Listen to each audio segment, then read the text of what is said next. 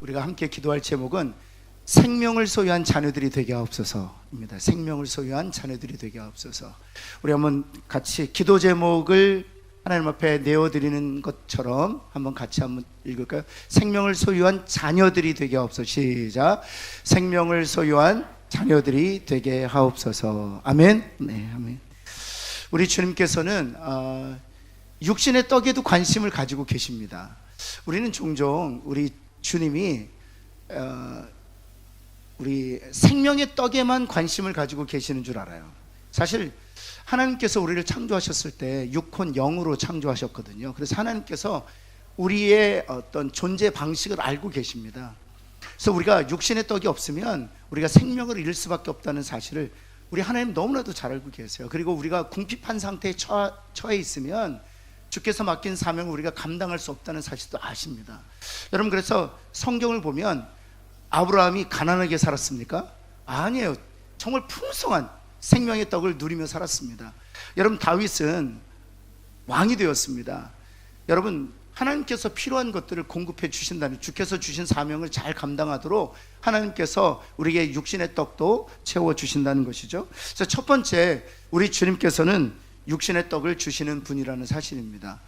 저는 오늘 이 새벽에 우리 자녀들을 위해서 기도할 때, 하나님, 우리 자녀들에게 육신의 떡도 공급하여 주옵소서 기도하는 새벽 되기를 간절히 소원합니다. 여러분, 우리가 잘 알고 있는 것처럼 6장의 첫 전반부는 오병이어로 시작되죠. 여러분, 예수님께서 무리를 부르시고 그들을 어떻게 먹일까 고민하셨어요. 그래서 제자 빌립에게 묻지 않습니까? 어디서 떡을 사서 이 사람들을 먹이게 하겠느냐? 근데 빌립이 이렇게 고백합니다. 200데나리의 떡이 있을지라도 부족합니다 라고 얘기합니다. 그때 안드레가 오병이어를 가지고 주님 앞에 나오지요. 그래서 오병이어를 통해서 5,000명을 먹이시는 그 기사가 6장 전반부에 기록되어 있습니다. 근데 주님께서 오병이어로 5,000명을 먹이실 때 그 광경을 이렇게 성경 기자는 기록하고 있어요. 6장 11절 말씀 한번 볼까요?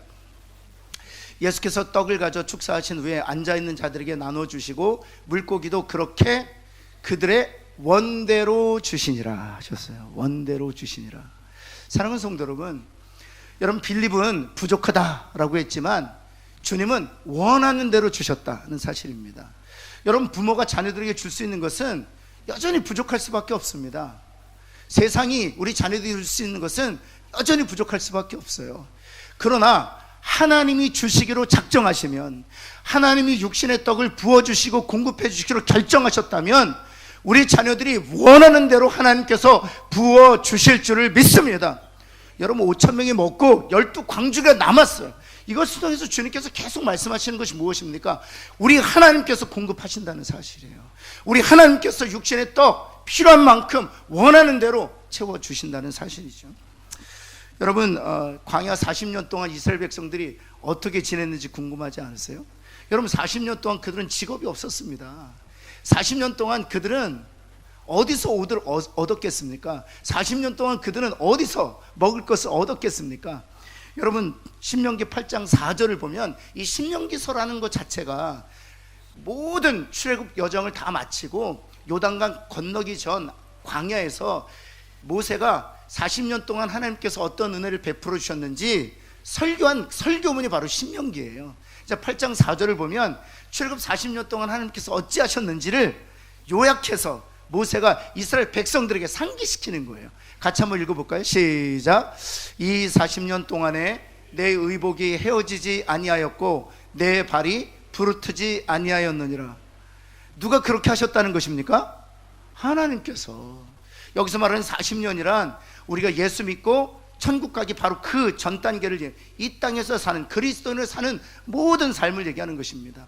사랑하는 성도 여러분, 하나님이 우리의 아버지 되시는 줄을 믿습니다. 그러게 아버지께서 공급해 주시는 것이죠. 육신의 아비가, 육신의 어미가 공급해 줄 수 있는 거에 있어서 한계가 있어요. 그러나 우리 부모가 우리 하나님 앞에 기도할 때 참 아버지 되신 하나님께서 출애굽 40년 동안 옷이 헤어지지 아니고 발이 부르트지 않도록 그들에게 신실하게 행하셨던 것처럼 우리 자녀들에게 하나님께서 신실하게 행하실 줄을 믿습니다. 여러분, 신명기 28장 12절에서 그래서 여러분 모세가 가나안 땅에 들어가는 이스라엘 백성들 이렇게 축복하는 것입니다. 여호와께서 너를 위하여 하늘에 아름다운 복을 여시사 내 손으로 하는 모든 복을 내리실 것이다 하는 것입니다. 오늘도 이 약속은 우리에게 예가 되는 것이죠. 우리가 하나님의 자녀 되었기 때문입니다. 사랑하는 성도 여러분, 오늘도 하나님께서 아름다운 복을 여셔서 우리 자녀들에게 넘치는 복 주시기를 예수 그리스도의 이름으로 축원합니다. 여러분, 다윗이 사울을 피하여 도망쳤을 때, 제일 먼저 도망쳤을 때 하나님께서 어찌하시는지 아십니까? 사울의 위협을 피하여 도망쳤을 때 여러분, 사무엘상 22장 10절 한번 보시겠습니까? 무엇을 주셨는지. 아히멜렉은 그 당시에 대지상이었어요. 아히멜렉이 그를, 다윗을 위하여 여호와께 기도하고, 이렇게 되어 있어요. 여호와께 기도하고, 그 여호와께 응답받고 그에게 준 것이 있습니다. 음식도 내어주고, 그 다음 무엇을 주었다? 골리앗의 칼을 주었다는 것입니다. 여러분, 골리앗의 칼을 주었다는 것은 어떤 의미일까요? 골리앗을 이기게 하신 분이 누구세요? 하나님이시잖아요. 사울이 너를 살해하려고 하지만, 절대 권력 있는 왕이 너의 목숨을 취하려고 하지만, 골리앗을 무찔렀던 그 하나님이 너와 함께 할 것이다 말하고 있는 거예요. 사랑하는 성도 여러분, 오늘 우리 자녀들에게 필요한 것들 우리 하나님이 공급해 주실 줄을 믿습니다. 여러분, 두 번째, 여러분, 그렇다고 육신의 떡만 가지고 우리가 살 수 있습니까? 육신의 떡만 가지고 살면 여러분, 죽음을 이기고 승리할 수 없습니다. 그래서 주님께서 생명의 떡을 주시기 위하여 이 땅에 오셨다고 말씀하시는 것이죠. 여러분, 6장 15절 말씀에 보면 이 오병이 육신의 떡을 먹고 배부른 이들이 예수 그리스도를 왕으로 섬기려고 했습니다. 그런데 예수님께서 그들을 떠나셨다는 사실입니다. 부모인 우리들이 육신의 떡만을 위하여 우리 하나님 앞에 우리 자녀들을 간구한다면 우리 주님께서 우리 자녀들과 함께 하시지 않는다는 사실입니다. 또한 우리 자녀들이 평생 육신의 떡만을 주시는 주님으로 여기고 그 주님의 제자가 되기를 원한다면 주님이 그들과 동행하실 수 없다는 사실입니다. 왜냐하면 우리 주님은 육신의 떡을 공급해 주시는 분이기 전에 우리에게 생명의 떡을 주시는 분이시기 때문에 그렇습니다. 여러분, 6장 26절 말씀에 보면 왜 예수님께서 그들을 떠나셨는지를 이렇게 기록하고 있죠. 너희가 나를 찾는 것은 떡을 먹고 배부른 까닭이라는 사실입니다. 만약 우리가 먹고 배부르기 위하여 육신의 떡만을 구한다면 우리 주님은 우리와 함께 하실 수 없다는 사실입니다. 우리의 자녀들과 동행하실 수 없다는 사실입니다. 우리 자녀들을 통해서 주님이 일하실 수 없다는 사실입니다. 사랑하는 성도 여러분, 그러기에 우리가 예수 그리스도와 함께 동역자로서 주께서 맡긴 사명을 감당하기 위해서는 예수님이 생명의 떡을 주시기가 이 땅에 오셨다는 이 분명한 주님의 사명을 이해할 수 있어야 되는 것이죠. 여러분, 6장 51절에 예수님께서 이렇게 말씀하셨습니다. 우리 한번 다 같이 한번 읽어볼까요? 첫 번째부터 읽겠습니다. 나는부터 읽을까? 시작. 나는 하늘에서 내려온 살아있는 떡이니 사람이 이 떡을 먹으면 영생하리라. 내가 줄 떡은 곧 세상의 생명을 위한 내 살이라. 주님이 주고자 하는 떡이 있다는 것입니다. 주님이 주고자 하는 떡은 세상의 생명을 위한 내 살이다 라고 말씀하시는 것입니다. 여러분, 그렇다면 이 내 살이라는 것이 무엇입니까? 유대인들 사이에서 논쟁이 시작되었어요.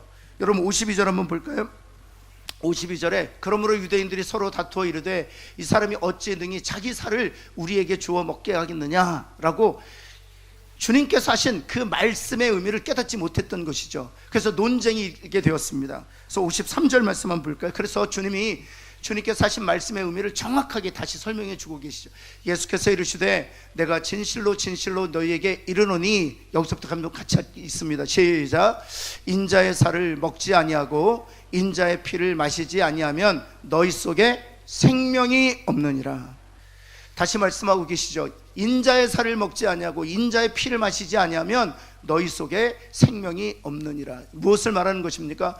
예수님께서 우리의 죄를 속하기 위해 자신의 몸을 내어주시고 더 나아가서 우리의 죄를 깨끗이 씻기 위하여 자기의 피를 흘려 주셨는데 믿음으로 말미암아 그 예수 그리스도와 연합되지 아니하면, 그래서 그 믿음으로 말미암아 예수님이 내 안에 계시지 아니하면 우리 가운데 생명이 없다는 것입니다. 그래서 요한 1서 사도 요한을 통해서 주님께서 이렇게 분명하게 말씀하고 계시는 것이죠. 요한 1서 5장 12절 말씀입니다. 우리 한번 같이 한번 읽을까요? 요한 1서 5장 12절 말씀 시작. 아들이 있는 자에게는 생명이 있고 하나님의 아들이 없는 자에게는 생명이 없느니라. 왜입니까? 예수님이 생명이기 때문에 그렇습니다. 예수님이 생명의 떡으로 오셨기 때문입니다. 예수님이 생명의 떡을 주시고 오신 것이 아니라 예수님 스스로가 생명의 떡이라는 사실입니다. 예수님이 생명이라는 것입니다. 따라서 믿음으로 말미암아 예수님과 연합되고 하나 되지 아니하면 우리 안에 생명이 없다는 사실이죠. 여러분, 그래서 요한복음 6장 50절 말씀, 왜 예수 그리스도의 그 생명의 떡, 그 생명이 우리에게 필요하느냐? 이는 하늘에서 내려오는 떡, 하나님께서 주시는 떡인데 사람으로 하여금 먹고 죽지 아니하게 하는 떡이라는 사실입니다. 사랑하는 성도 여러분, 오늘 이 새벽에 우리가 우리의 자녀들의 육신의 떡을 위해 간구해야 되겠습니다. 그리하면 참 아버지 되신 하나님께서 출애굽 백성들에게 하셨던 것처럼 한 벌옷도 헤어지지 아니하고 발도 부르트지 않도록 필요한 모든 것들을 넉넉하게 공급하여 주실 줄을 믿습니다. 뿐만 아니라 더 중요한 생명의 떡을 먹고 마시는 자녀들이 되게 하셔서 믿음으로 말미암아 예수님과 연합되어 예수 그리스도의 생명을 누리는, 그리하여 죽고도 다시 살게 되는 그런 은혜를 누리는 영생을 살아가는 자녀들이 되게 하옵소서. 이것이 저와 여러분의 기도 제목 되기를 간절히 소원합니다. 여러분, 3.19는 블레싱 데이입니다. 여러분, 우리가 자녀들을 축복할 수 있는 최고의 축복이 무엇일까요? 바로 내가 먹고 마심으로 말미암아 영생을 소유하게 된 생명의 떡을 나누는 것입니다. 오늘 이 새벽에 나온 우리 자녀들이 단 한 명의 예배도 없이 육신의 떡뿐만 아니라 생명의 떡을 먹고 마심으로 말미암아 생명을, 영원한 생명을 누리게 되는 복을 누리는 우리 자녀들 되기를 예수 그리스도의 이름으로 다시 한번 축원합니다. 기도하겠습니다.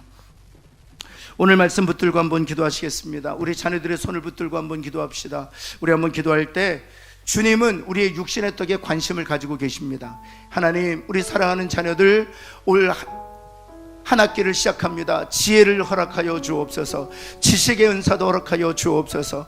좋은 선생님들을 만나게 하여 주옵소서. 좋은 동급생들도 만나게 하여 주옵소서. 우리 한번 우리 자녀들의 손을 붙들고 우리 한번 축복하며 기도합시다. 다 같이 합심으로 기도하겠습니다.